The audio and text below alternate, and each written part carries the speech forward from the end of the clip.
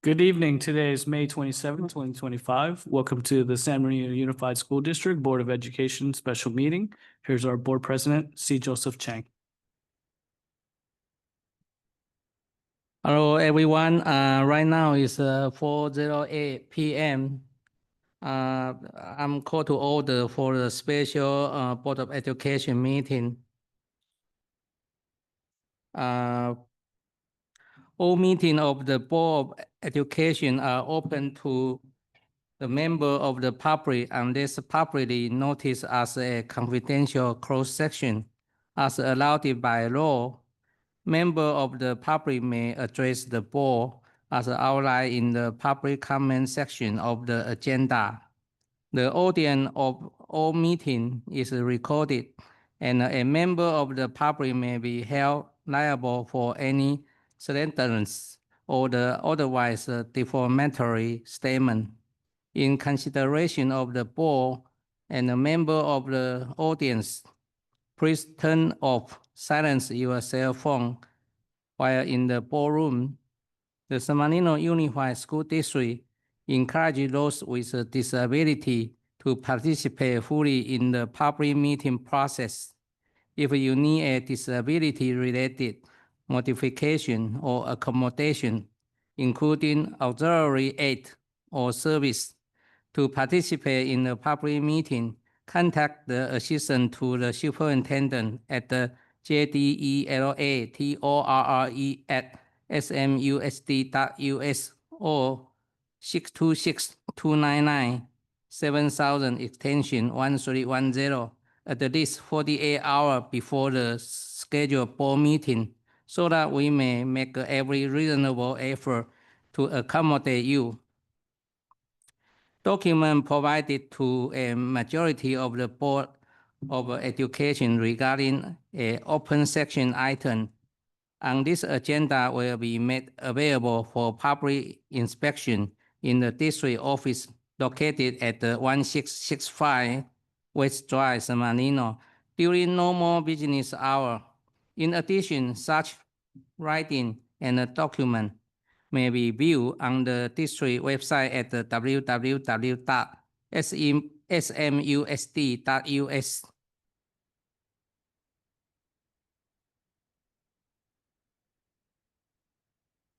Right now, let's approve of agenda. Move to approve. Any second? Roll call. Mrs. Ryan. Aye. Mrs. Gill. Here. Mr. Chen. Motion carried. Third, public comment. A, communication from the audience concerning matter on the special Board of Education meeting agenda may be heard at this time, but not responded by the Board of Education. The Board of Education has adopted Board Policy 9323B to ensure the public's right to be heard in any matter pertaining to the San Bernardino Unified School District. Persons who wish to provide a public comment will have three options to submit a public comment. First, submit through an online form.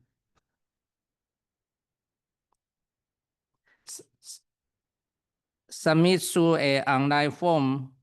The public may submit a public comment for the open or closed section on the May 27, 2025 from 11 a.m. through the 2 p.m. Comment received during this time will not be read during the meeting, but will be provided to the Board of Education. Please submit your comment. Did we have any submission via the online form? No submissions today. Okay. Next, request to speak during the meeting via the Zoom. During the public comment, the meeting will pause for 1 minute to take requests to speak. The right hand function is used to take a request during the public comment period. For online attendee, press the raise hand icon to add yourself to the queue. For phone attendee, dial *9. The speaking order will be determined based on the order of a request received. Individual speaker will be unmute and called to the speak. Mr. Hong, please pause the meeting for 1 minute to collect the public comment. Well, we don't have any attendees online. We can skip this. Okay. Third, request to speak during the meeting in person via the public comment card. Please complete the public comment card and submit the completed card to the designated drop box with the assistant to the superintendent. Opportunity for public comment are offered prior to closed section and at the start of the regular open section for matter not on the agenda and for matter on the agenda. The Board of Education reserves the right to add a public comment period prior to any individual item on the agenda. 5 minutes may be allotted to each speaker and a maximum of 20 minutes to each subject matter. However, in the event there are more than 4 speakers on the same subject matter, the board president retains the discretion to adjust and limit the time allocated to each speaker to ensure that all wishing to speak will be heard within the 20 minutes allotment. Do we have any public comment card at this time? Not at this time. Okay, thank you. Okay, next, let's go to the board study section. I would like to turn it over to Dr. Stephen Choi, who will lead the board through the budget study section. Thank you, Mr. Chang. Good afternoon, members of the board, executive team, for joining us today to participate in this budget study session. I'd like to start by actually introducing and welcoming our Director of Accounting for joining us for this study session. So Director of Accounting Vanji Lingat is joining us. Also joining us today is our accounting analyst, Ms. Susanna Barber.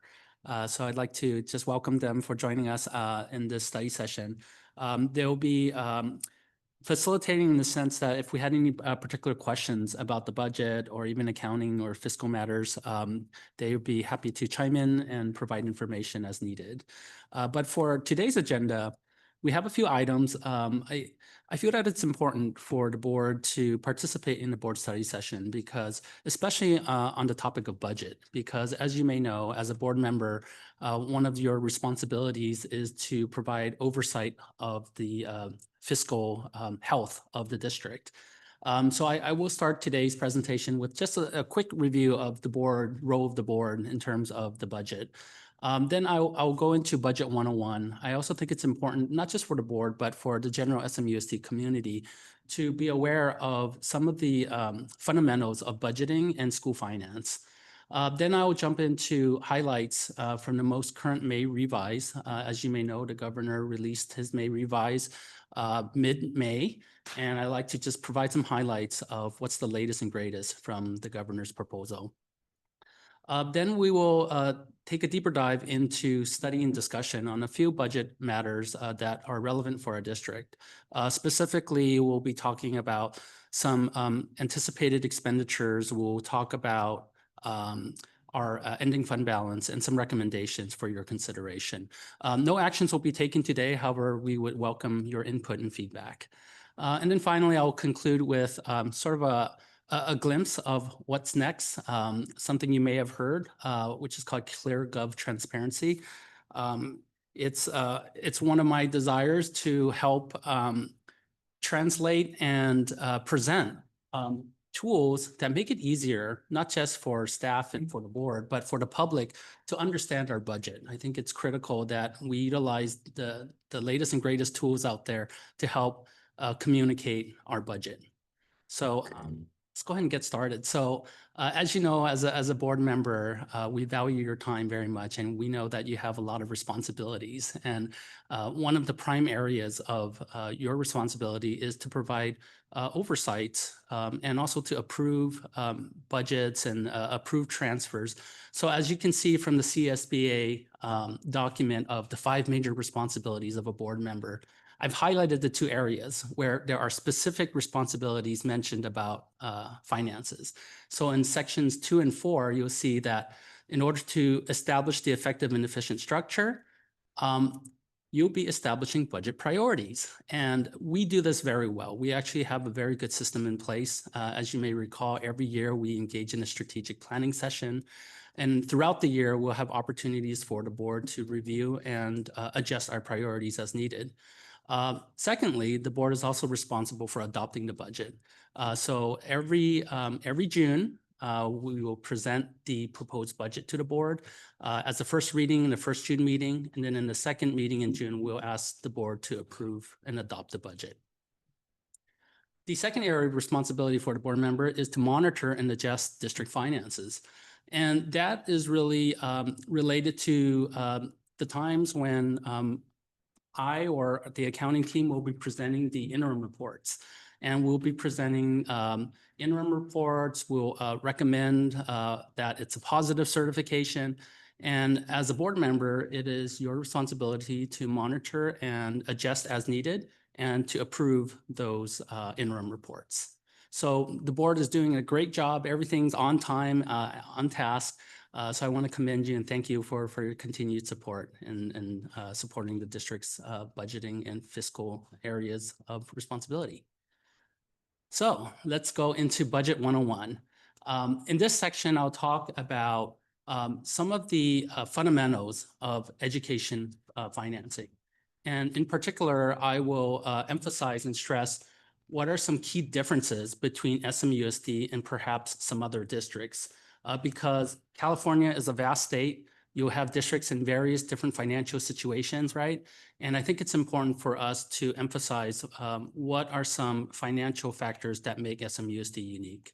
And I will dig into that. So to start off, I'd like to start off with just timeline of budgets, the budget cycle in general. As you know, the state has their budget timeline.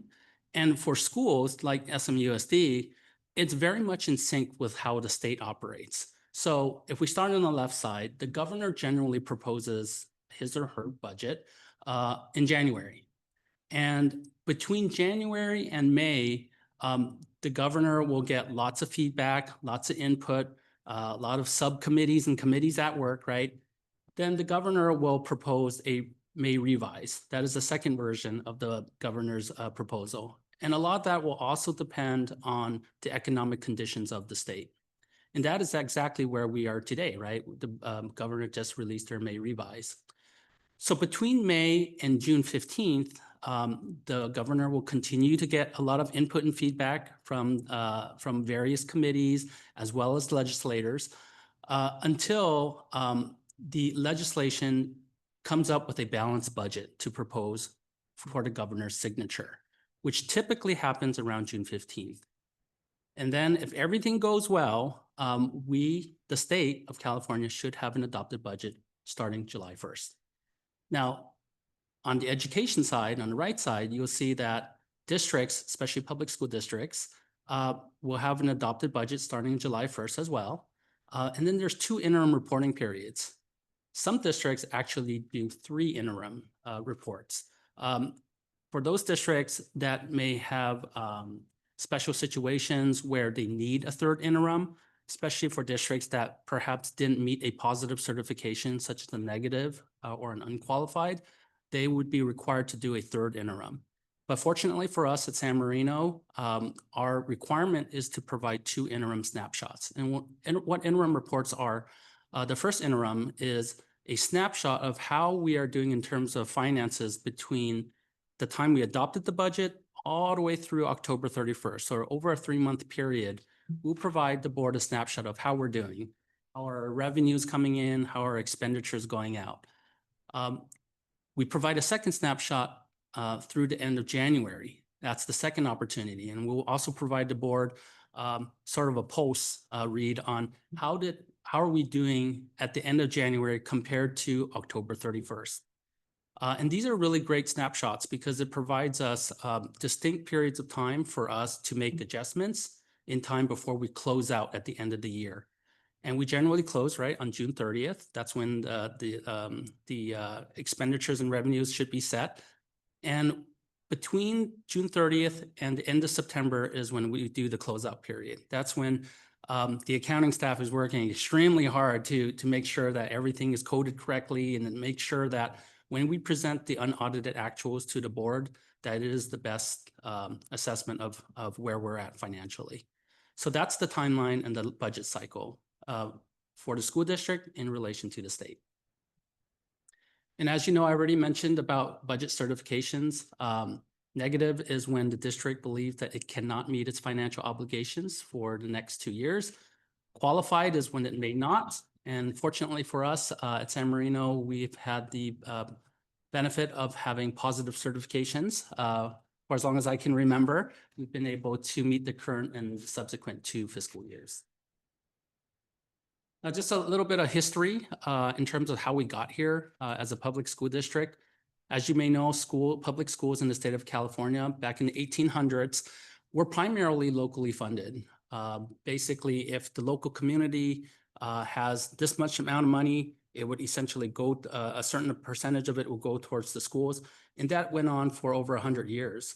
However, a landmark case in 1971, Parent Serrano sued the state of California and the public school superintendent of public schools at the time, his name was Priest, was the defendant in the case and lost. And it was determined that through this case that the state must provide education that was equitable. And they developed funding formulas starting in 1971 that brought equity to the schools to provide an equitable, good quality education to all students in the state of California. However, things continue to change. In 1978, Prop 13 passed. And the purpose of Proposition 13 was to put a cap on property taxes. And while that was beneficial for many property owners in the state of California, it unfortunately reduced funding to schools, public schools, significantly. And for the next 10 years, it wasn't until 1988 when Proposition 98 came around that established a state minimum funding guarantee that provided a guarantee of approximately 40% of the state's budget to go towards education. And as you can see, you know, education funding is always in flux. It's always a work in progress, if you will. In 2013, the local control funding formula came into play. And again, the focus was more on equity. That was at the LCFF, where it established and modified the formula to categorize, for example, students that were considered unduplicated count or high need students. I'll talk a little bit more about that later, but it is a formula that basically will give schools additional funding if they are serving students, more students based on high need. And I'll define what high need is later on. But as you can see, our current state budget, there it is for K-12 education, $81 billion. It's approximately 40% of the budget. And California has stayed solid on that. Relative to the rest of the nation, California actually does fund its schools pretty well. Now, a big area of a clarification that I'd like to share is that I get this question a lot. And every time I introduce myself as the CBO for SMUSD, it must be great being a basic aid school district, right? The reality is we are not basic aid, and it's very important to understand the difference. San Marino Unified School District is an LCFF, or a state aid public school district. And what that means is that San Marino Unified does not get enough funding from its local parcel taxes to fully fund its education system. And as you can see on this graphic here, if you think of education funding as a bucket, San Marino Unified receives about $20 million of property tax revenue. But our budget is $36 million alone just for LCFF. We actually receive an additional $16 million from the state of California as state aid, just so that we can meet that guaranteed minimum level. Compared to other districts that may have very high property tax values, those districts that have more revenue coming in from their property taxes, as you can see on the bucket on the right, it's overfilling. It's just like property tax money that's coming in, that's just more than what they need. The schools actually get to keep that. And San Marino Unified is unfortunately not a basic aid school district. You'll see in a future slide what that translates to. But before I do that, on the LCFF formula, this is how we actually calculate how much revenue we get from the state based on this formula. It's actually a mathematical formula. And what we do is, if we look at the formula, you'll see that depending on the grade level of the student will determine how much money or how much funding will be received from the state. So there's something called a base grant. So every student that's in a particular grade level span, so K through 3, 4 through 6, 7, 8, or 9 through 12, they'll receive a set base grant dollar amount. Now, in addition to that, if the student we are serving is considered a high needs student, that is defined as one that is low income, an English learner, or a foster youth student, they'll qualify for either supplemental and or concentration money. And what supplemental means is that the school district will actually receive an additional 20% of the base grant. So that's an additional funding for those supplemental students. San Marino Unified does receive supplemental funding for, I believe it's approximately 19% of our students. I think last checked from the second interim was about 580 somewhat students. However, San Marino Unified does not qualify for any concentration money. And concentration money is significant.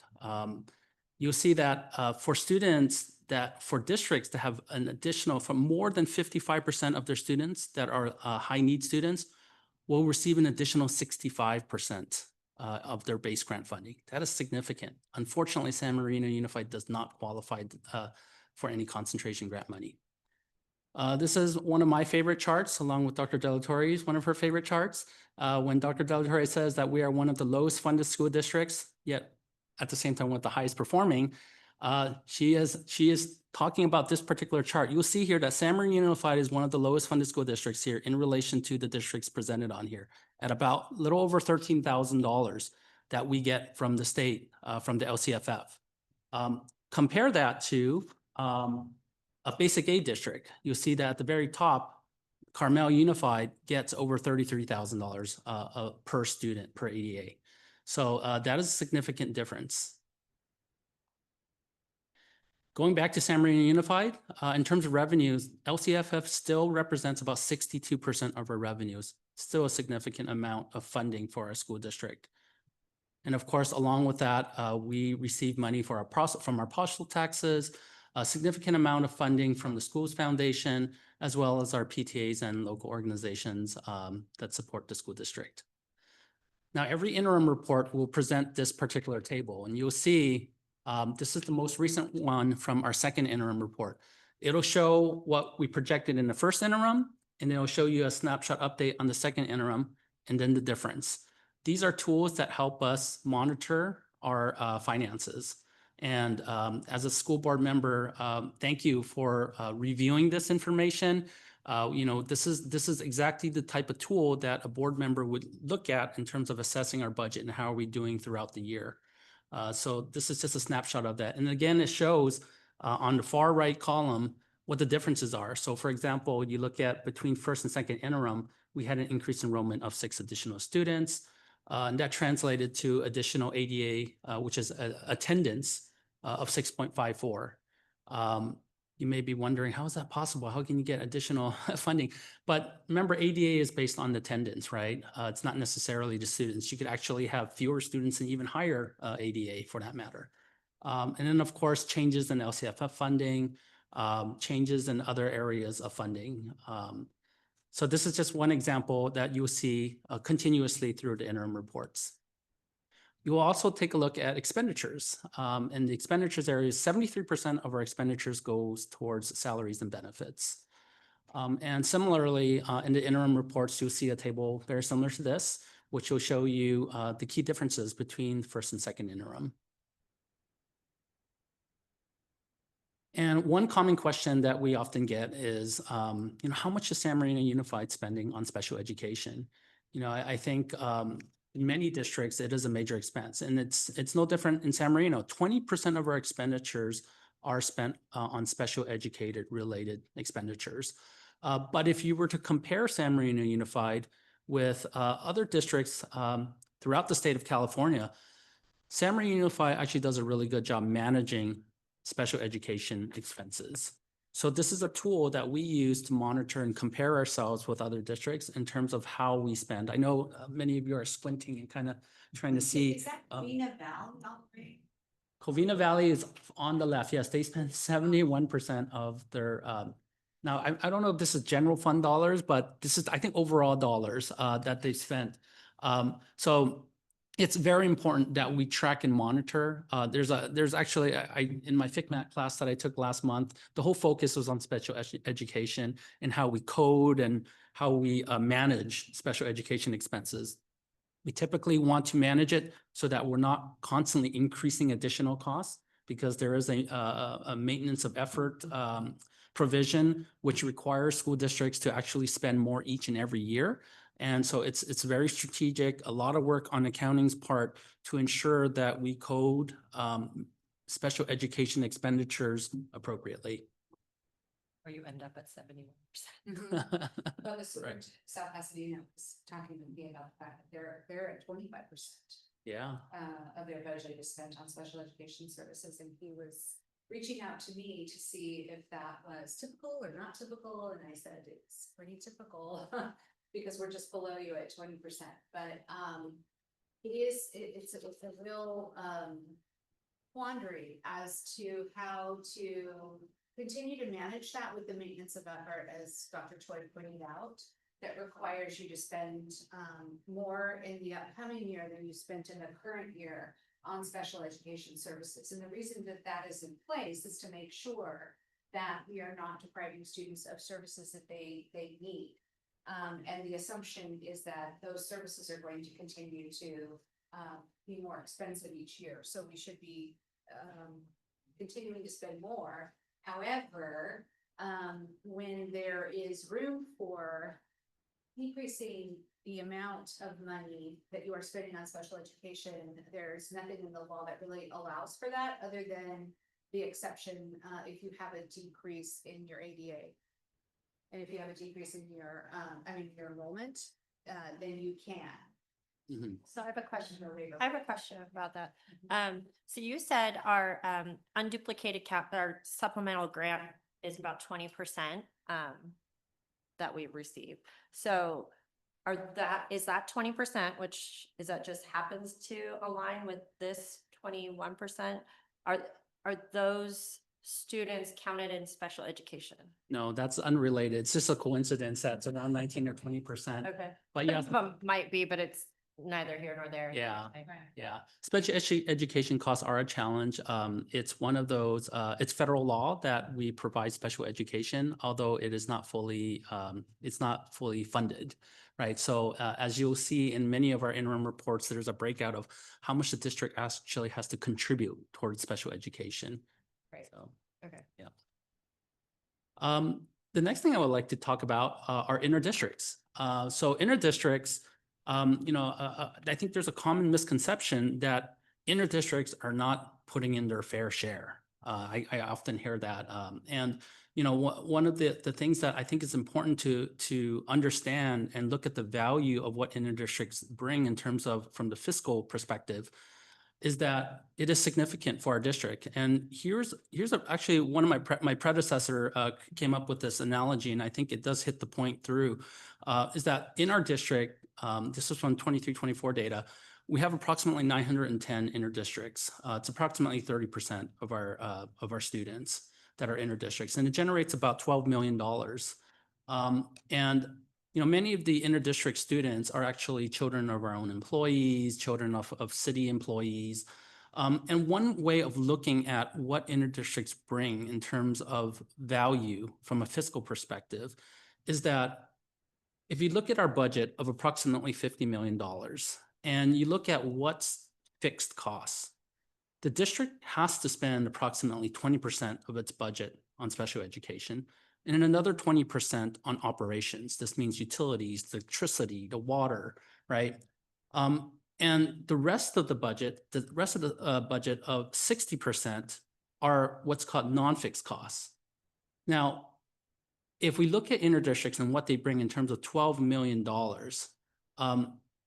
that essentially pays for 40% of our non-fixed expenses, meaning this particular slide, the underlined part says 30% of our interdistrict students contributes to approximately 40% of our revenues, which pay for non-fixed expenditures, right? So that in essence does translate into the fact that interdistricts pay their fair share. And I want that to be very clear that this is the key reason why every single district around us wants interdistrict students, right? They bring tremendous value. And I'm just saying that from a fiscal perspective, without interdistrict students, we would be in a world of hurt. So, so they do bring in their fair share. And then finally, just on, Dr. Choi, yes, is that because of inner district, the reason, it seems like the revenue of the inner district is higher than the expense, the total number with inner district. That means according to the ACFF formula, does it mean the inner district usually has a more higher need? no, not necessarily. Now, I don't have the specific data of how many inner districts are considered high need. However, we don't categorize, inner districts specific to, now they do count. If, for example, if an inner district student were to enroll in our schools and they qualified as an English learner or as a low income, then yes, it would Yeah. count and it would bring additional revenue, Yeah. potentially supplemental money. Do you think right? that's the reason why our revenue in the inner district, if everything is same, right? Inner district, 30% of inner district should bring the 30% of revenue, right? Right. But obviously it's a 40%. I mean, we bring more revenue. So I'm just wondering, is it because that they need, they're like a more yeses in there or? Oh, I think Yeah. you're asking. Yeah. Well, it's not total budget, right? What he's saying is that the inner districts, which is 30% of the population of students, Okay. is paying 40% of our non-fixed costs. And our non-fixed Oh, costs. okay, so that's not budget. percentage of revenue. Yeah. Okay. Total That's why I got confused. Yeah. Okay. I got it. It's just a way of looking. It's just one way. One way of looking at it, Correct, yeah. correct. Do you have some data that how many percentage of revenue they bring in? District? No, I don't think we've categorized that out, Okay. especially, yeah. But I can tell you that, we're looking at the 12 million, which. Yeah, it brings in about approximately 12 million. Old data, which was 8 million. So now they're bringing in $12 million out of the $50 million budget. So if you took the $12 million and divided it by about $150,000, which is the average teacher salary, and including statutory health and welfare benefits, is that about right? Then you can see how many teachers that funds, right? And so without that $12 million, we would have to reduce our teaching staff significantly, which means, and we would, back out that enrollment. And this is all hypothetical because we cannot just say, we're no longer going to accept in your districts, because even if we said no, the County Office of Education could rule our to inter districts, and there are reasons within the statute that allows them to attend our schools if we have space. So we would literally have to close a school and consolidate our schools in order to be able to accomplish that. And our school district would look a lot different. We would be looking at more of a core curriculum type education. If we lost, 910 students and $12 million, you can imagine all the programs that we would have to cut. So another way to look at inter-district student enrollment is that they are allowing us as a school district to provide more breadth and depth to the educational offerings that we provide for our resident students. We wouldn't be able to necessarily field a football team. We wouldn't necessarily be able to have a baseball team and a soccer team and a volleyball team and a water polo team.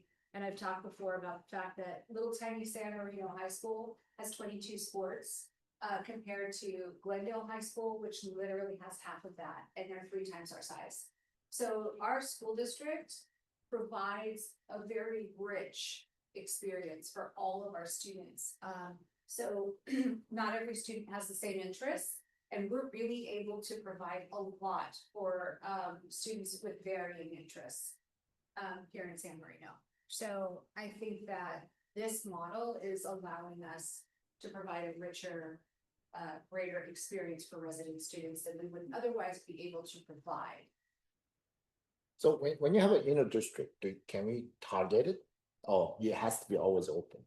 Like, let's say we decide to accept the inner district, doesn't mean that we need to accept any district that applying to us and do the like Rotary, or can we say that, okay, now we're gonna open to the South Pasadena, then we prioritize Arcadia. No, it doesn't work that way. Just that we have to wide open, right? Well, I mean, we don't have to take all of them. Yeah, They I know. apply, right? They have to get a release from their school district. They need to apply. There's different types of permits. There's the legacy permit, there's the parent employment related transfer. There is, you know, if you're a business owner in the city of San Marino, Those are high priority. you can apply, Yeah. right? But depending on the grade level of your student, we may or may not have room in that grade level for your child. And so we do have waiting lists for certain grade levels that are already full, and we will not fill a grade level to capacity because we always keep 2 to 3, maybe even 4 spaces available in each section. So that if resident students move in, it's not an issue. And we do that consciously at the beginning of the year. So we make sure that we're not overcrowding our schools with respect to that. And if you're on a regular inter-district permit and you're not on a parent employment related transfer, you're not a business owner, then you would have to reapply. If you don't have what they call underlying like residency, you have to reapply. Unless you're in 11th grade going into 12th grade, there's certain rules that apply to different circumstances. But think of it this way. This school district, the 2 elementary schools, 1 middle school and 1 high school functions best when we have 3,200 students. There was a time in our community where we had the majority of that number of students that were resident students. And so it was impossible for us to take more than like 10% of our population as inter-district permits. There wasn't room for them, right? So we're at about 3,100 now, is that correct? 3,100? Under 3,100, Yeah. but yeah. Yeah, so we're still like 100 kids short of being at our ideal capacity district-wide. And so if we have more resident school-age children enrolling in our schools, then we wouldn't need to fill those empty seats with inter-districts. So everything is cyclical. Right now, we have the lowest birth rate since the Great Depression. That's a fact. And we also have a very expensive community in which to move in for young families. La Cañada has apartments, condos, townhomes, right? They have more housing options for young families. So does South Pasadena. We don't. We only have single family homes. So it is harder for young families to move into our community than it is to move into South Paso or La Cañada. That's one factor. We also know that we have a lot of vacant homes that are not being leased or rented. Yeah, or sold, and they're just sitting there. And those could be offered up to young families moving in. We just don't have enough young school age children living in San Marino to be able to, you know, meet that 3,200 student threshold. I hope that makes sense. Yeah, it does. I'm not have the other questions. So like we have a 3,200 student capacity. And right now you said we have a 3,100 only. Yes, That doesn't include the kids coming from the fire? that mean that we never. That is, in my opinion, the kids coming from the fires, that's de minimis, because it didn't even make us go over our staffing ratios that we Okay. already have in place, which are very low class sizes at the elementary. What I can say is that while we have more kids at our two elementary schools, we don't have as many kids as we used to have at San Marino High School or the middle school. Okay, so high school and middle school, we have more room. Yes. But elementary school, we went over the capacity. Correct. That's the reason why it comes, yeah. So you may be saying, oh my gosh, we're overcrowded, but only at the elementary schools. And think about this, that is because we're educating 6 additional classes that we never had to educate before, and that's transitional kindergarten, 3 sections at Valentine and 3 sections at Carver. And, 10 years ago, we didn't have those sections. So that's 6 additional classes of kids that we are educating that is, mandatory now that wasn't before. So that also contributed to the capacity at the elementary schools increasing tremendously. And I think it will continue to increase because this year, which is the final year of the phasing in of transitional kindergarten students, you have to be 4 years of age on or before September 1st. So we start August 13th.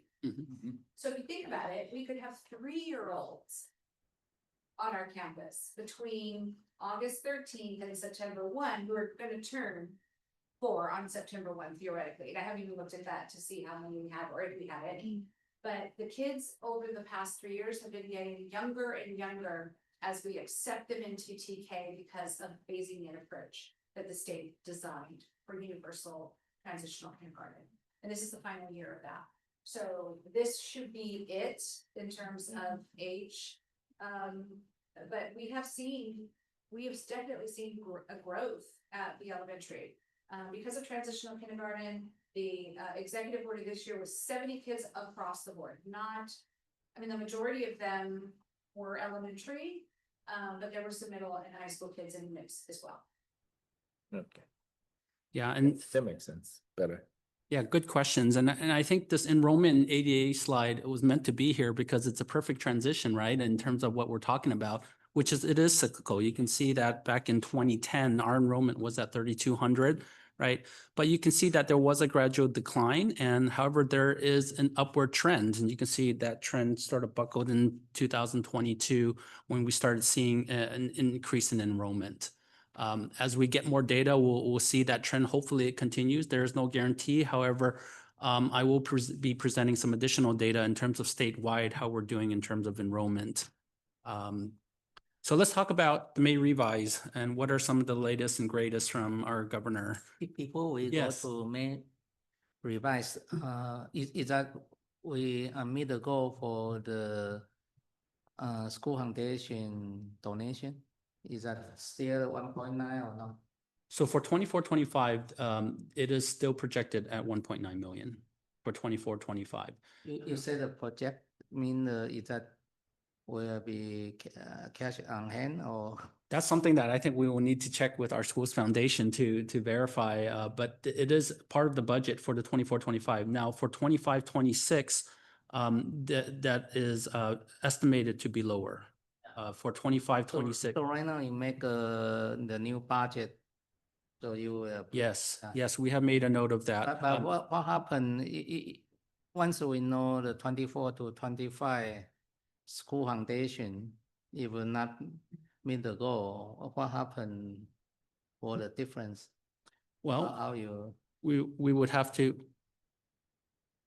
pull from the general fund or look at other additional revenue sources. Yeah, this is one of the question I like to ask, when each year when you make a budget and then it will not meet the goal, so I know you have to use the general fund, but is that in the future and can also share with the board member, like for example, where if a special education use more of the legal fee more, or the school foundation have less, yeah. So we like to know this Absolutely, absolutely. We will be sharing that as soon as it becomes available. Now, we typically include that in these interim reports and make adjustments. But we definitely will put an asterisk, we'll highlight that. In addition to what's in the weekly board memos, we will also provide that information as well. That the Schools Foundation has requested that they come before the board this evening during the superintendent's comments to give you the amount of money that they're going to be issuing for this school year. Great, thank you. Yeah, I'm wondering, President Chang, if you go to the slide where it says 24-25 revenues and assumptions, I'm wondering if what you're asking is really about whether we're making like a positive or a negative assumption on those things, because it's listed there as school foundation, special education, and then if we want to add legal fees, we could add that. These are categories for us to kind of look at and examine. So the assumptions are really important for us to understand because, you know, we make certain assumptions that perhaps by next year, with the final year of the kids coming younger, that enrollment will be in the increase a little bit, right?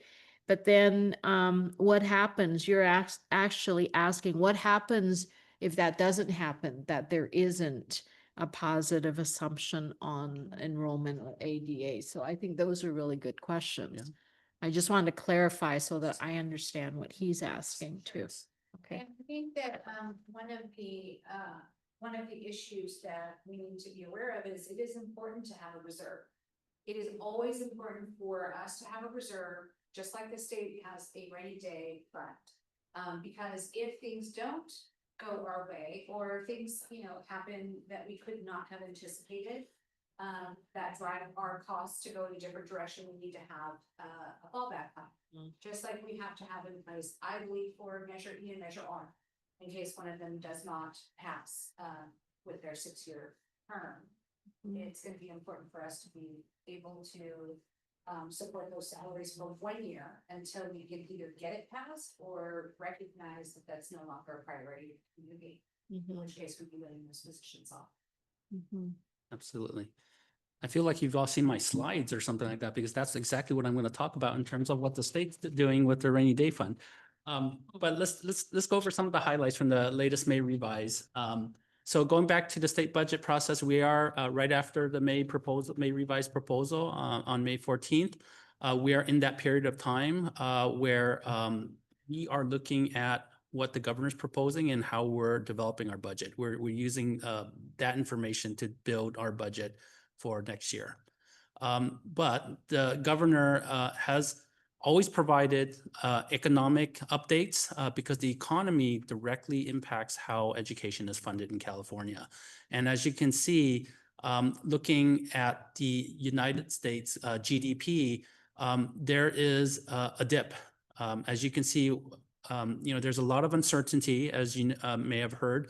There's been tariffs at the federal level, and that has a direct impact for the economy across the nation. And you can see that since 2025, there's been a drop of 0.3. And you can see also the orange line there is what's showing the consumer confidence. It's also dipping as well. And whenever you have 2 consecutive drops in the GDP, that is defined as a recession. So there's a lot of concern about the overall economy, not just in California, but across the United States. And if you look at California specifically, one of the areas of concern is that there is higher unemployment in the state of California in relations to the rest of the nation. Another important point to look at in terms of the economy is the inflation factor. The federal government has been trying very hard to keep inflation at 2%. However, it's being very stubborn despite the changes in the interest rate, what's called the federal fund rate. The inflation factor is still above 2%. And then if you look at Wall Street, looking back at since the start of January, it took a major dip in early April and still hasn't fully recovered from that. So that is an area of concern, not just for California, but for the rest of the nation and perhaps even globally. Looking back at California, California's primarily revenues are funded by three major areas, the big three taxes. You'll see that personal income tax is the largest of the three taxes. Then there's corporation tax and then sales and use tax. In all three of those taxes, it is projected in 25-26 to decline. You'll see that if you look across the top of each of those columns, it kind of increased, right? And then up until the May revision for this current year, you see that it's projected to actually decline in 25-26. Generally, when the governor proposes a budget, the governor is generally more optimistic, and then so is the Legislative Analyst Office, the LAO. But if you look into 25-26, they're not as optimistic. They seem to suggest that there is a downturn in the economy. Now, there's a silver lining to this because I will use the word downturn to describe the economy, but I'll also use the term, I don't want to misstate it, for education, for TK through 12, TK through 12 will be insulated. And I'll dig into that a little bit more. But if you look at what Proposition 98 does, Proposition 98, as I shared earlier, was designed to provide a minimum funding guarantee for schools. And for next year's budget, there is a proposed drop in the minimum guarantee. There is a proposed use of one-time funds to fund specific core programs in TK through 14. And it will also propose dipping into the rainy day fund, in fact, depleting it entirely. So there's a remaining $540 million in the rainy day fund, which will be depleted. The good news is TK through 12 will be insulated. There are no proposed local cuts to TK through 12, but it's not the same for community colleges, unfortunately. To dig that into further details, if we take a look at what Proposition 98 has provided for school districts and for TK through 14 education, you'll see that funding has been fairly stable. That minimum guarantee does kind of stay flat, if not just go up and down a little bit. But ADA, student attendance, has fluctuated dramatically, especially after COVID. In 21-22, it dropped significantly and has never fully recovered. The state simply has just lost a lot of students, and it's just not projected to reach up to that point in the near future. In fact, if we look at Prop 98, one thing that's really important to consider is that it provides a minimum guarantee funding level, but one of the components within that Prop 98 is the Education Protection Act. That is a law that was passed from Proposition 30 in 2012 under Governor Jerry Brown. At that time, it was right after the recession, the Great Recession, and schools were hurting. They simply did not have sufficient funding. So the state of California passed Proposition 30, and it helped boost revenue to meet that Prop 98 funding guarantee. However, that Proposition 30 is going to expire in 2030.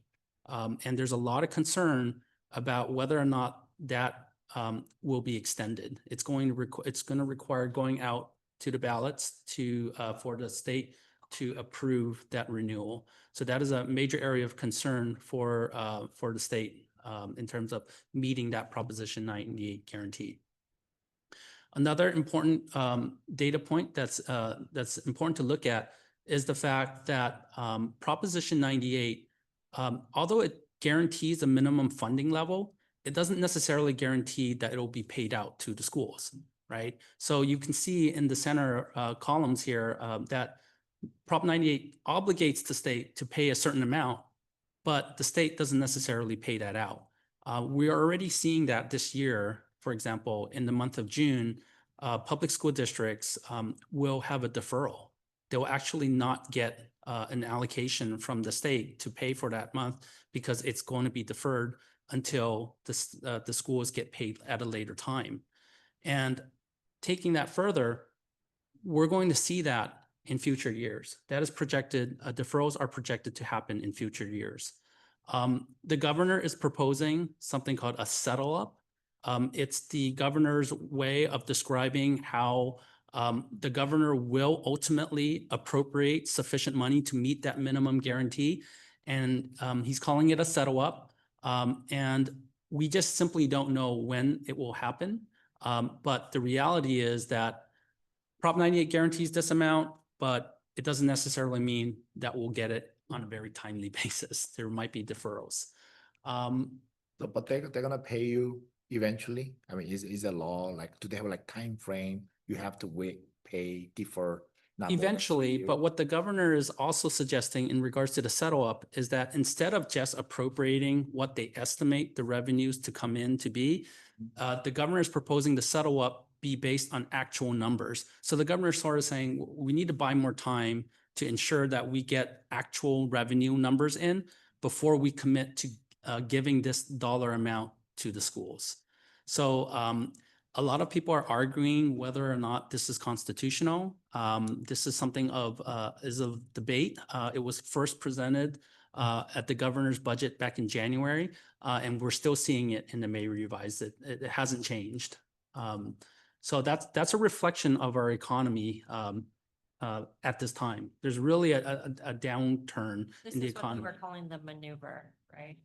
The maneuver is very similar to the maneuver. The maneuver sort of bought some time as well, but the governor is suggesting that, there's going to be a settle up. We will appropriate the appropriate amount to the schools, but we just want to base it on actual dollar amounts. And that's generally not how it's done. But when you for a long period of time, there's interest earnings, right, that they're capitalizing on. And then we end up in a situation where we have to have cash flow. Right. So we used to have it was Fund 17.2. Yeah. That was our cash flow fund when we were hit with deferrals in the past, so we could borrow from ourselves rather than having to go out for a tran, which is expensive. It's just very costly for the district to do that. So we just need to prepare for the likelihood that we will be borrowing from ourselves again in the future. Right. So we want to have the capacity to be able to do that within our budget. Absolutely. Absolutely. And this particular slide, again, it's to point out the fact that in January, the governor proposed a budget of about $118 billion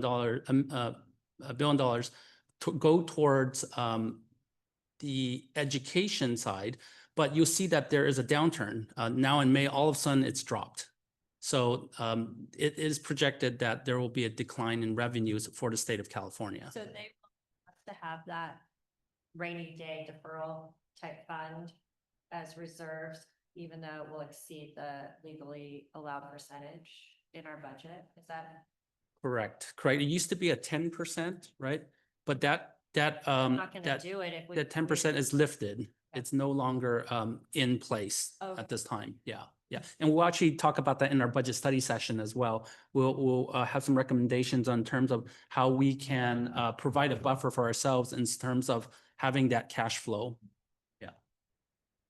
And in this particular slide is just to illustrate the fact that the governor is proposing depleting the remaining $540 million of that rainy day fund. As you may recall, there were years where there was a surplus and it did, increase the rainy day fund, but projected future out years, it will be depleted. And I don't generally like sharing cartoons, but this one particularly drives home the point is that many districts are in an unfortunate position where they have spent reserves to pay or one-time monies to pay for ongoing costs.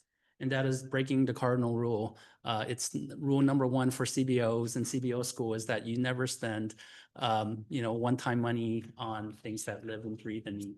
So in summary, in terms of what Prop 98 will pay for in future for next year, for example, is that the governor is proposing that settle up. So reducing the amount, but saying that we will ultimately pay. And in terms of deferrals, it looks almost as if it's inevitable that there will be deferrals coming in. There's no cuts per se to take TK-12. But there might be deferrals, meaning that the schools will not get paid on its regular allocation pay period. It will just be delayed, possibly delayed. Have you seen anything allocated for schools who took in fire impacted students? Not yet. I have not heard anything, although that's, We have a 3-year average ADA. Is that how we figure out our ADA? the ADA is calculated from previous year. However, there was a hold harmless provision in place during because of COVID. But fortunately for us, our enrollment has increased, so we didn't have to rely on that ramp up or referring to a previous year's ADA.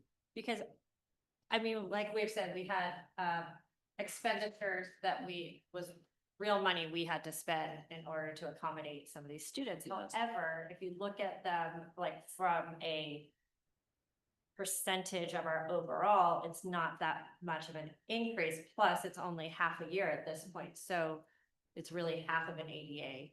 Yeah. So We haven't my heard question anything- is, yeah, because if we Yeah. will get paid back for that. Yeah, we haven't heard anything official from the state. However, one thing that we're trying to do is we're working with FEMA to present additional costs in regards to the wildfire. Right. And one thing that we're cost factoring out is the additional costs of the furniture, the instructional materials, and all that.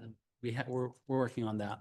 And also, as a result of the meeting that we had recently with the senator, her assistant got back to me and I did forward an email to the board letting you know as an update that the senator did raise our concerns publicly during the education budget section of their meeting. And so she was advocating for San Marino, La Cañada, South Pass, as districts who, took in the fire victims pursuant to the governor's executive order and advocating for funding. And, as you know, she feels that that's going to come to fruition, but there is nothing official yet from the governor's office. So we'll wait and see. Yeah, yeah. And of course, the third thing that we want to emphasize from the May revise is the fact that although there are no cuts to TK through 12, there are proposed reductions on the community college side. So a funny visual that was shared with me from FICMAT was that at the next CBO party, when we see the finance people come from the community colleges, the TK through 12 people will be exiting the room on the other exit.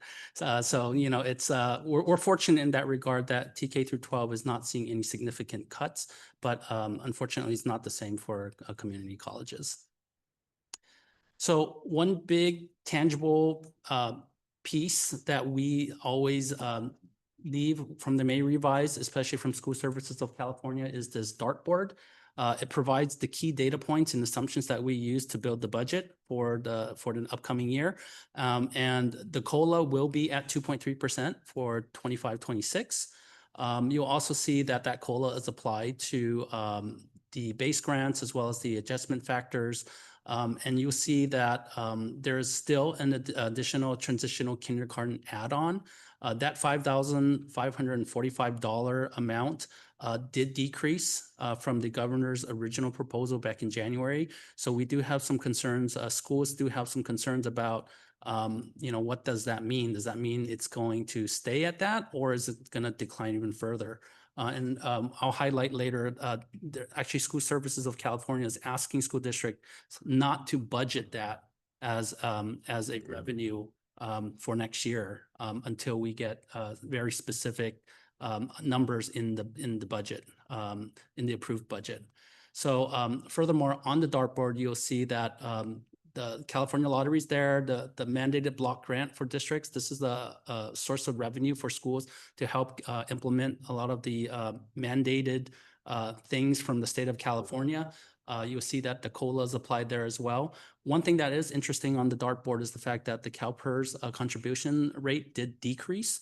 That was unexpected. We had always been informed that it either stays flat or continues to increase. But that has been an interesting point for us that it did drop from 27 to 26%. And of course, the minimum state reserve still applies, same where San Marino Unified is in the 3% minimum reserve. Going back to transitional kindergarten, this remains a high priority for the state of California. The governor does want full implementation of universal TK. And as Dr. Delatorre had mentioned, that we will be seeing students as young as 3, potentially under the age of 4, as long as they turn 4 by September 1st on our campuses next year. The mandate that the adult student to adult ratio will apply. So it'll change from 12 to 1 to 10 to 1. For every TK student, 10 TK students, we need at least 1 adult. And the point that it was reduced. So in January, that TK add-on was $6,404. There is a slight drop in that TK add-on.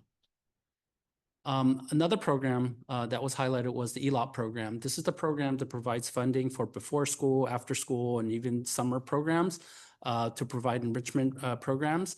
For us in San Marino, we're looking specifically at where I circled where the UPP is under 55%, that's us. We still don't have enough information on what that funding will be for us. So we're not aiming to budget that in our budget at this time until we get better figures from the state on the ELOP program. There's a new block grant program called the Student Support and Professional Development Discretionary Block Grant. It's a long one, but it is a discretionary block grant. This will be money that will be provided to schools to allow school districts full discretion on how they want to spend this money. It is a one-time fund that will allow school districts to utilize this all the way through 2029. Again, there has been no clarity in terms of what it translates to. I did attend a webinar from CASBO. They estimated or guesstimated approximately about $300 per ADA. So we'll keep a close eye on this.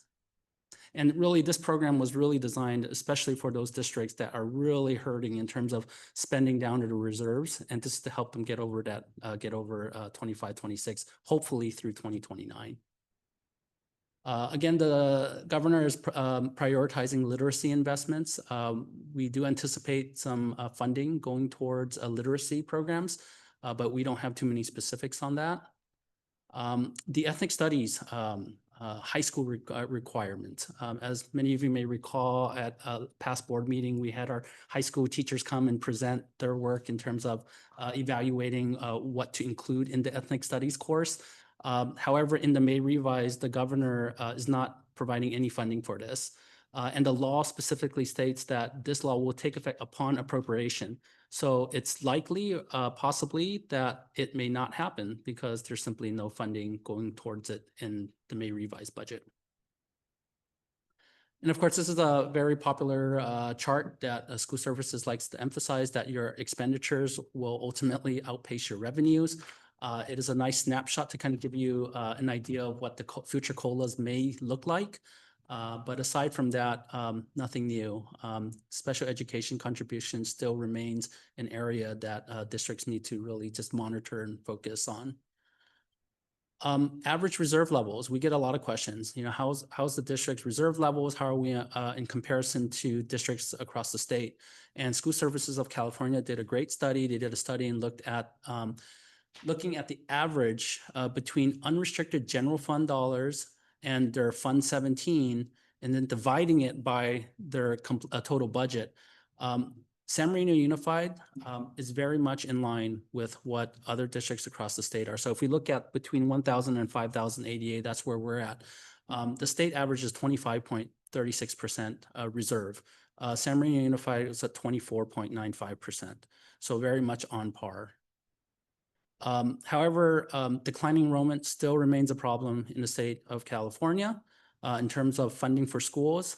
If you look at that very bottom line of that dash blue color, that's Los Angeles County.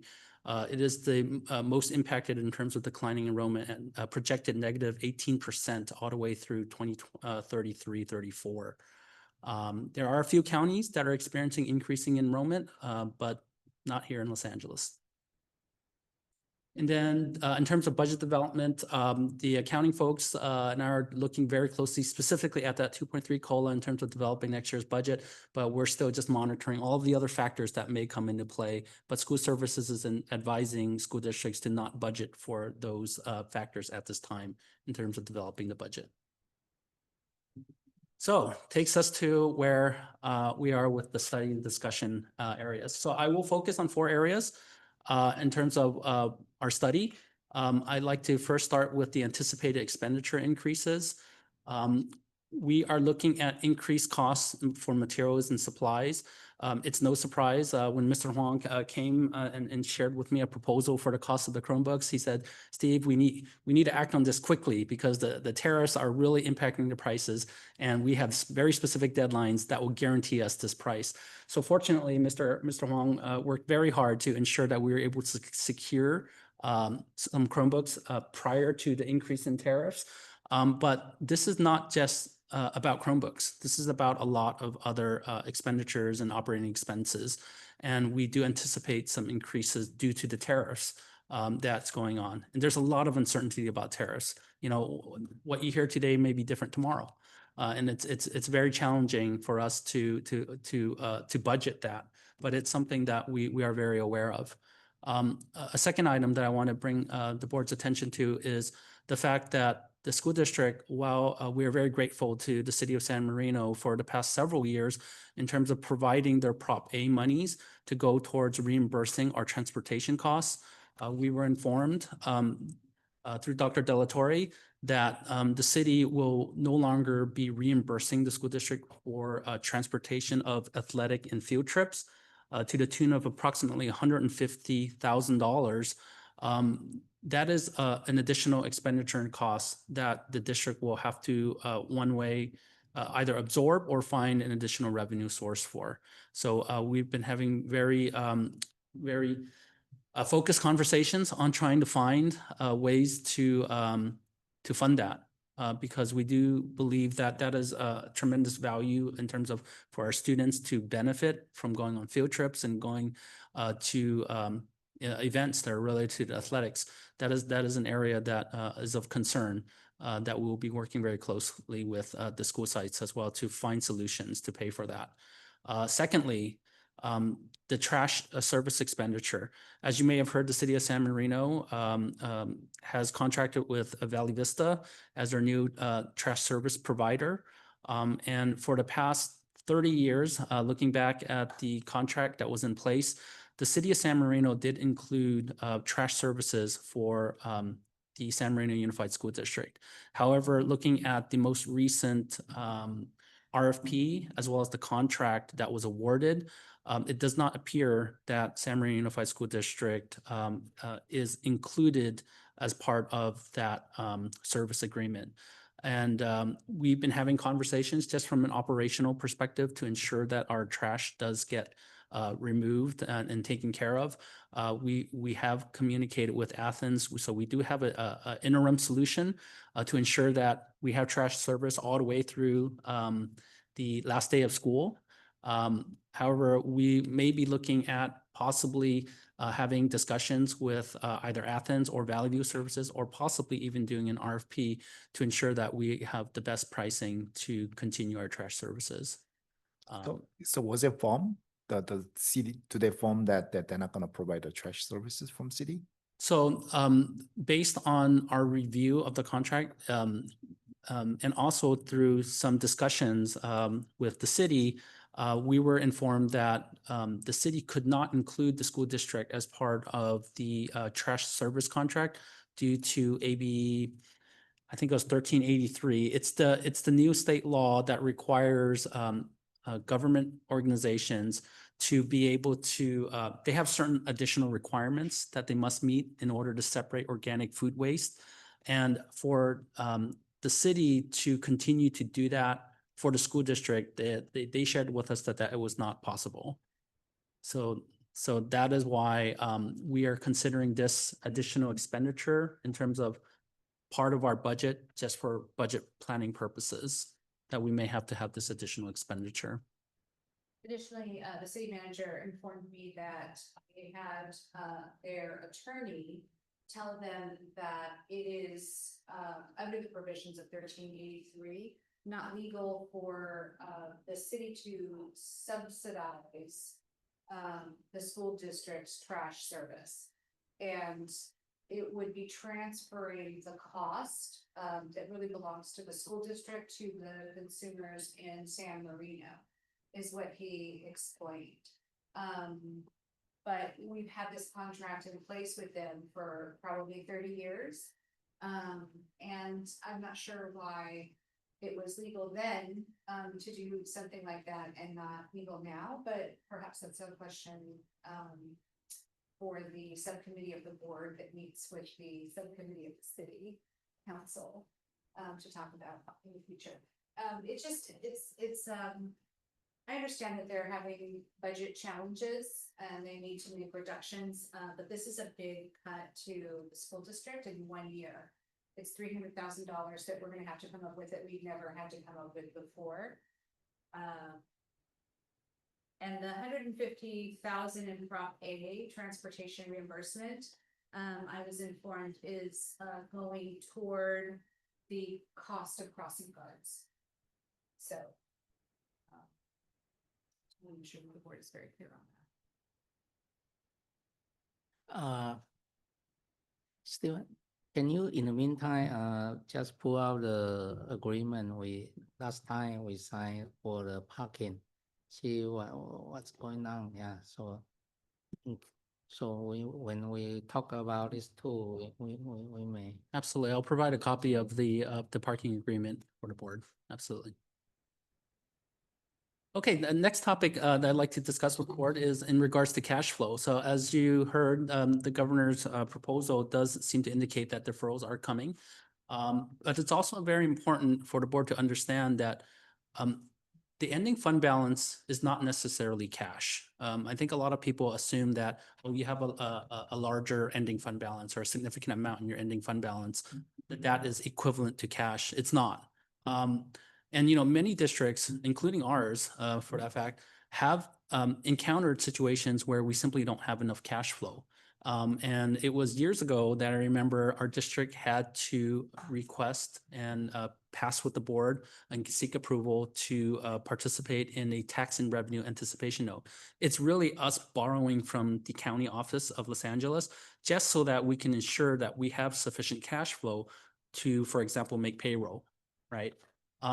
So one of the areas that we recommend is potentially transferring committed reserve balance of approximately $2 million towards Fund 17.2. It's to increase our cash flow fund balance. And in this particular table, here's the rationale behind why we recommend that. If you look at what's currently in our cash flow 17.2 balance, is about $1.8 million. Sounds like a lot of money, right? But if you take a look at what's circled in the orange box there, that's how much we pay towards salaries on an annual basis. It's about $30 million. If you divide that by 12, you're looking at about $2.5 million per month. Our current cash flow balance wouldn't even make it for an entire month's worth of payroll. So that is the rationale behind why staff is recommending that we transfer the $2 million in committed funds and committed balances towards the Fund 17.2 to have that in cash flow ready to go if we need that. Here's a snapshot of our ending fund balance. Some folks ask, you know, what's in the ending fund balance? You know, why is it this amount? These are all the different components. And you have your 3%, which is required by the state, right? We also have a carryover assigned balance. That's carryover money that the schools, for example, at the end of the year, when they don't spend all of it, that carries over. And that is what the assigned balance for school carryover is. There's also 4 additional assigned balances, which is money set aside for board goals, deferred maintenance, salary adjustments, textbooks, and program innovations. Then there are the 4 committed balances. The 4 committed balances are cash flow, future COP payments, future fiscal stabilization, and declining enrollment. The board was very wise in past years setting up these committed balances. The board actually needed to pass a resolution in order to commit these funds.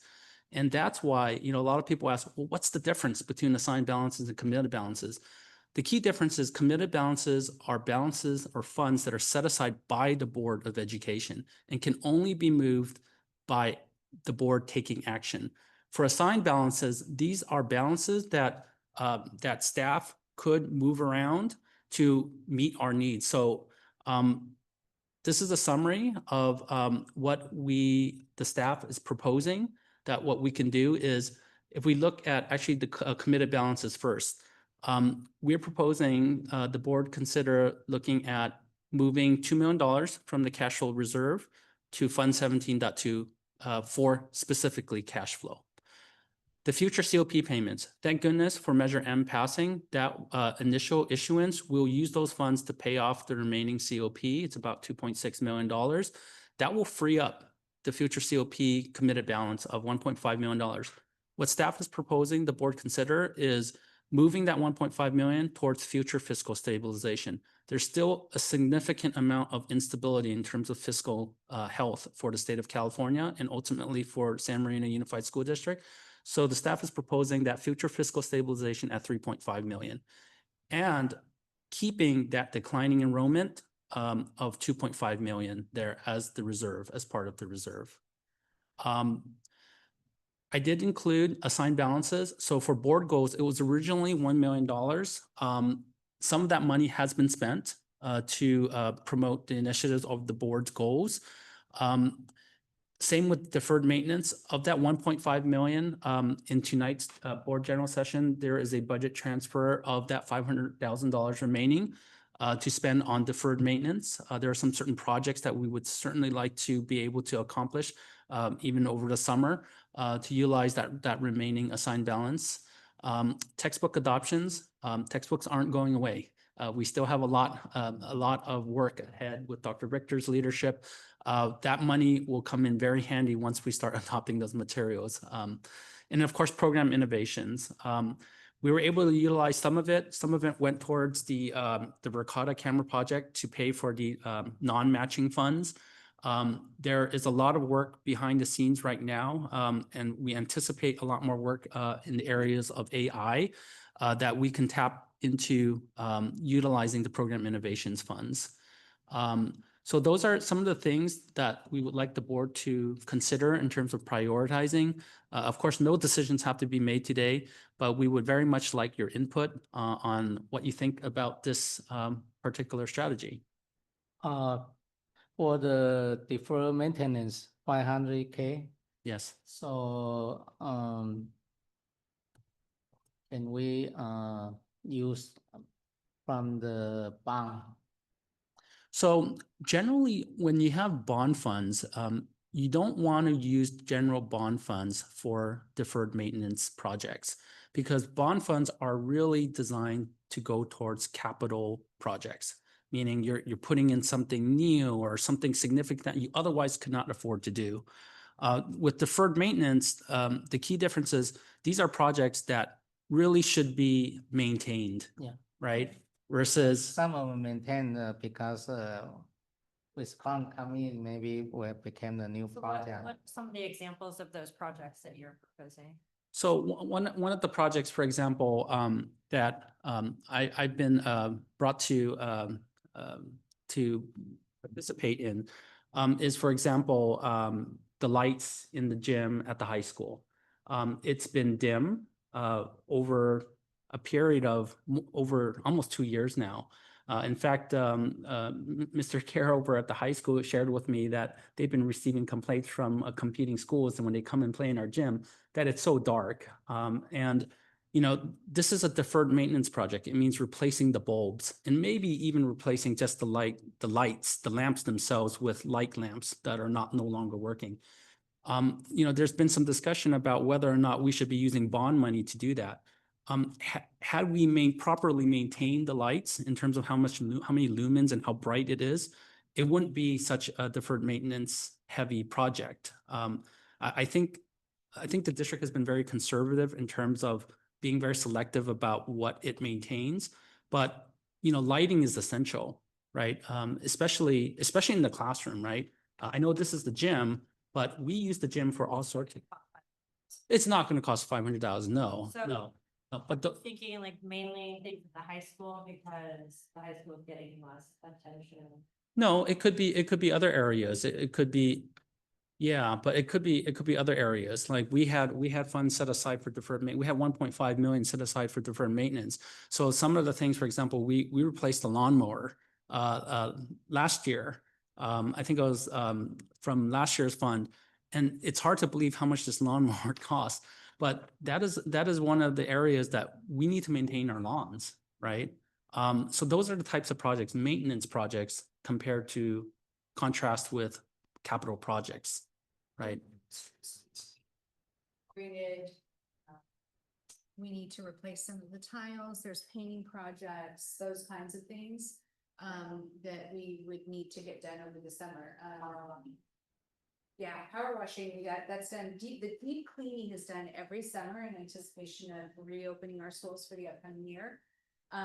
But going beyond that, one of the things that, I learned from my superintendent student advisory council is one of the things that the students complain about is really the quality of the restrooms that they have to use. And I've heard, many of our PTA parents come to me with the same concerns, that the bathrooms are just, the appliances are very old, the tiles old, and it just looks grungy.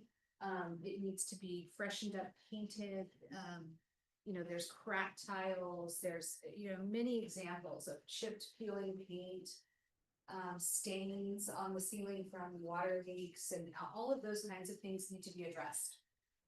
Dividers in the boys' bathrooms, where the urinals are, that's one thing that they recommended we do, and I think it's a spot on recommendation. And so those are examples of like maintenance projects as opposed to modernization or construction where you're taking out a wall and you're upgrading, your electrical or something like that. That's a really big project that would require bond investment funds as opposed to deferred maintenance. We were talking today about the painting project here, right?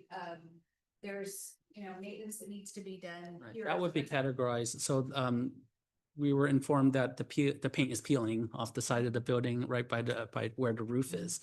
And that would be considered a maintenance project. How much we use for 24 to 25? The Oh, boy. maintenance. I wouldn't. But we need to be a certain. Yeah. Don't need to be certain, we want to set aside money, Mhm. because if there is a roof leak, Mhm. it's gonna cost a lot. It's not just gonna be one roof transfer. So it's for a lot of these projects that are, like Linda said, it's not modernization, it's not reconstruction, it's maintaining the buildings that we have. But you're proposing, spending that down, and then we won't have a fund for deferred maintenance anymore? We're not proposing to spend it down right now, what we're proposing is that it's in the committed balance. So we want to transfer to fund 14, which is a deferred maintenance fund. It will just be sitting in there, and if we also need to have cash transferred to the general fund as one fund that we can borrow from. I just don't see that explained in this slide, that's why. And I agree. Actually, up there it says deferred maintenance, 500,000 was 1.5 million. Right. So I can see where the board might be saying, okay, where's the $1 million? What did you spend the $1 million? That's on? what- that's- Because it looks like you spent $1 million, so there's only 500 left. But I don't see where it says that we're transferring it to committed. And then Steven said he's gonna spend it this summer, that's what you just. No, said. not the whole thing for Yeah, sure. The 500, that's what I heard, so I just think that that's where the confusion, is that what you heard, Jess? Yeah. I think Yeah, so. okay. Yeah. It's actually, so when we ended 23-24, part of our starting balance is 1.5 million to be transferred to the deferred maintenance fund. We had only transferred $1 million. So for this afternoon's meeting, we are requesting that the balance 500,000 be transferred into the deferred maintenance fund. It's Right. It not doesn't mean that spent. it's going to be spent. It's just going to be transferred into the fund for deferred maintenance. For those types of projects. Okay, it just, yeah, I hear what you're saying, because it doesn't look, that doesn't tell the story up there. You just told the story that the slide doesn't reflect. So that's good clarification. It helps us to better understand what you're talking about. Yeah, thank you. That's what we we're asking. Yeah. like Yeah. These $500,000 I think that- worth of projects for the summer, that's what we were both thinking from the information that we just heard. That's what. Yeah, no, I was clarifying what types of projects might be considered deferred maintenance, but not related to this particular transfer, not the dollar amount. So the deferred maintenance account it falls under the category of committed balances, and you wanna, is that what you said? It's a signed balance. It's an It's assigned assigned balance now, right? But you're saying that you wanna transfer, to the deferred maintenance fund. which is the committed fund or not? No, it's not. Oh, It's all okay, part of okay, got it. So it's a separate fund, 14? That's, Steve can, sorry, can you go back to the slide that shows the fund balance? Yes. Yeah, Yeah. so Thank you, there's Nina. Fund 14, deferred maintenance. Oh, I see. Okay. And it's currently projected to be 2.4, Mhm. right? So if the $500,000 is approved tonight, it'll increase that to 2.9. Oh, so you wanna adding 500,000? Yes, it doesn't mean it's gonna get all spent, but it's, I thought you wanna make it at 500,000. no. So no. reduce it. Okay, I got it. Yeah. Okay, I think we're on the same page. Yeah. again. Just didn't understand the way that it was.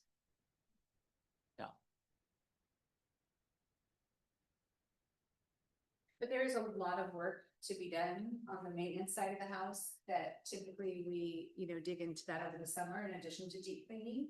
We try to take on a lot of those maintenance projects and I'm hoping that we can accomplish as many of them this summer as we can. Yes.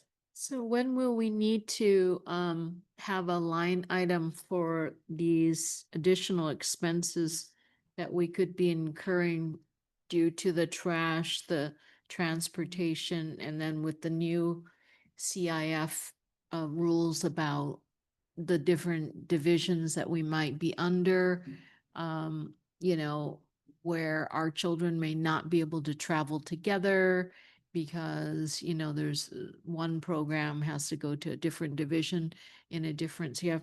So when are we going to kind of anticipate that? Is that in the fall that we're gonna look at that So- amount? So the CIF leaking change, I believe, takes place 26, 27. So that's a year out. Okay. But we still have, you know, the expense of student transportation to and from athletic events, usually in the form of busing, that we will need to find a revenue source for. And in the past, some of that has been funded by parents, and we may have to go back to asking parents to help pay for transportation. But we're gonna look, you know, to see if there's any other funding source that we can use. You allow, I mean, I know the middle school allows parent drivers. Is that an option? It's free.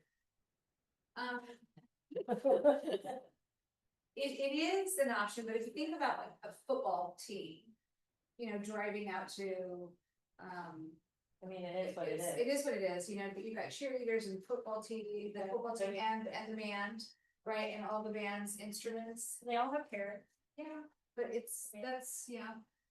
Yeah. I mean, In a diet, if we're going down to zero, I don't know where that money's coming from.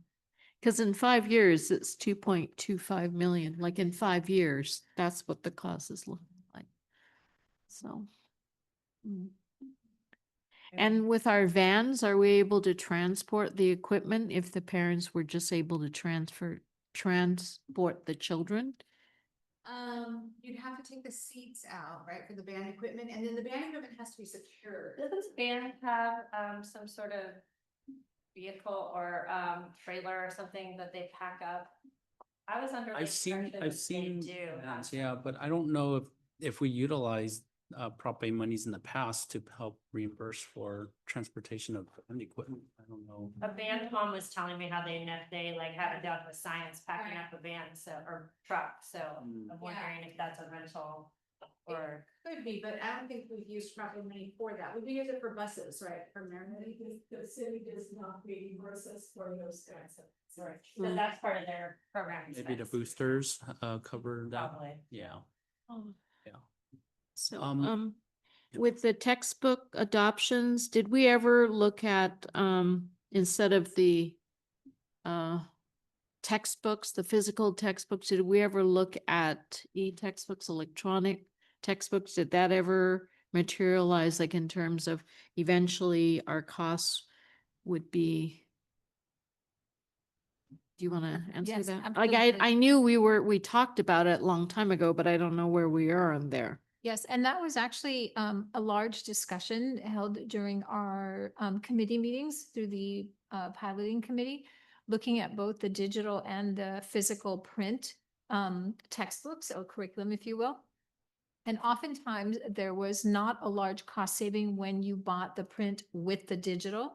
And so for our high school, I believe, could be wrong, I have to go back and look. I think for our high school, they only selected the digital for their curriculum. And for elementary, because they are a little bit younger, the physical printed materials were a lot easier. The teachers preferred to have the printed materials, but that also came with the digital materials. And so as students matriculate to higher grade levels, it looks like there may be a shift to the more digital curriculum, but in the early grades, they did prefer the printed material. In fact, we did have a couple of teachers that only wanted the digital in primary, the lower elementary, and then the transition was made to also adopt the printed material because the students really needed that hands-on printed material.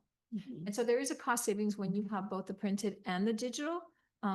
And that seems to be the most preferred for the adoptions that we just went through. Okay, thank you. What about in terms of literature, actual books? I mean, have you ever looked at, we are providing a Kindle or if some sort of reader, without other things on it, and then that can just be loaded with any book that they need to read for class.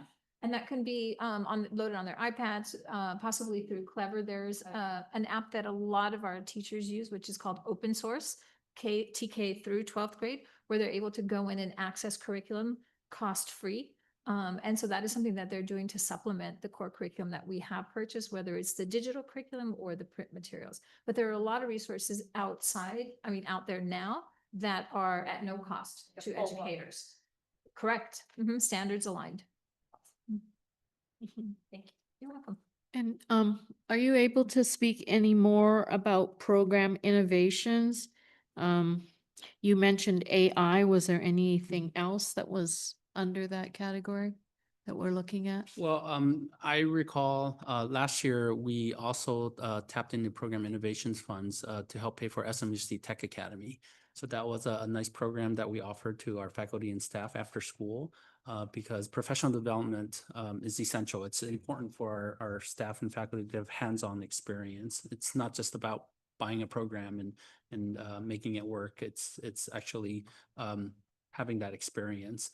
So along with AI, we would like to reinvest in our faculty and staff using program innovations.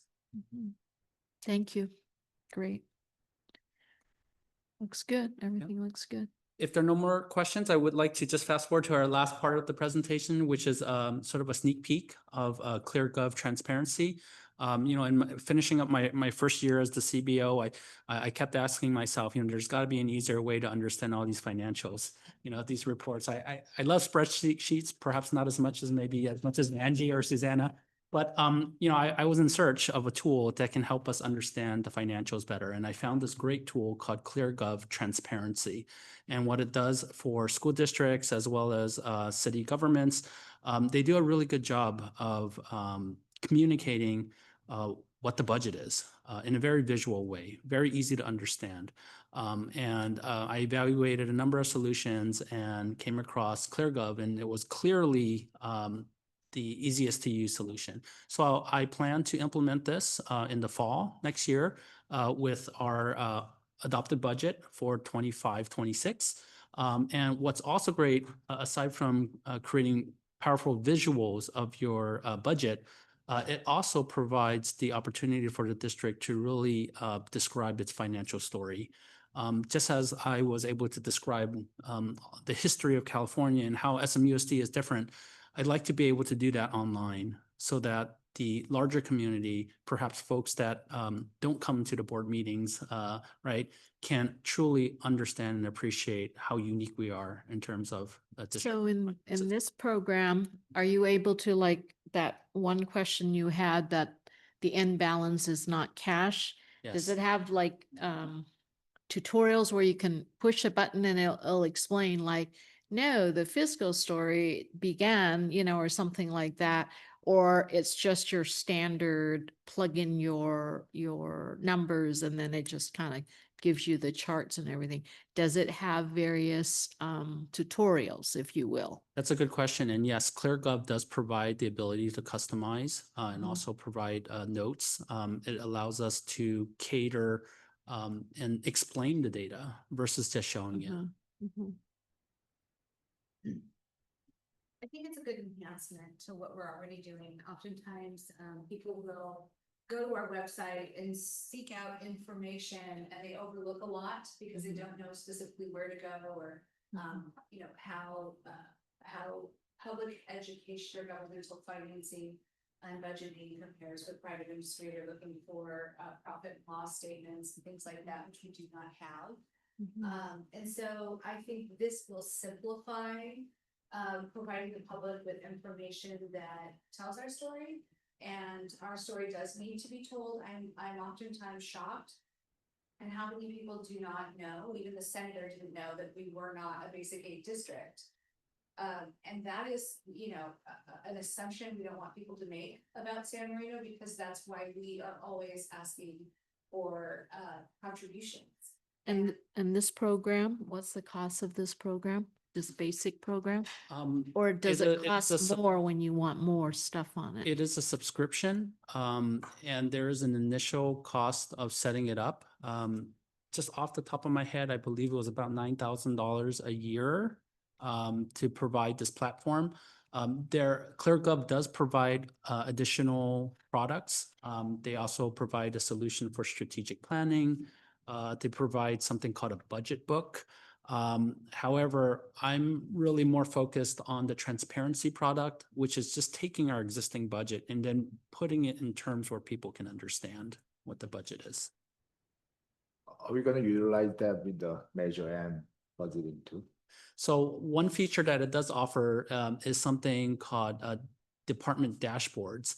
And one creative way is that we can utilize that to actually highlight some significant capital projects. So if we're doing, let's say, a new construction of a classroom building at Valentine, we can actually use the same platform to communicate updates, budget for that particular project. So yes, it can be utilized for bond. Thank you. Any other questions? Anyone have more question? No, we good. No, that's all I have. Thank you. Is that, anyone have a question? Okay, if no question, I'd like to have a motion to adjourn the meeting. So moved. We need a motion holder. I'll second. Okay, roll call, Mr. Song, Aye. Mrs. Ryan, Aye. Mrs. Lan, Miss Gill. Aye. Mr. Chen, aye. Okay, motion carried.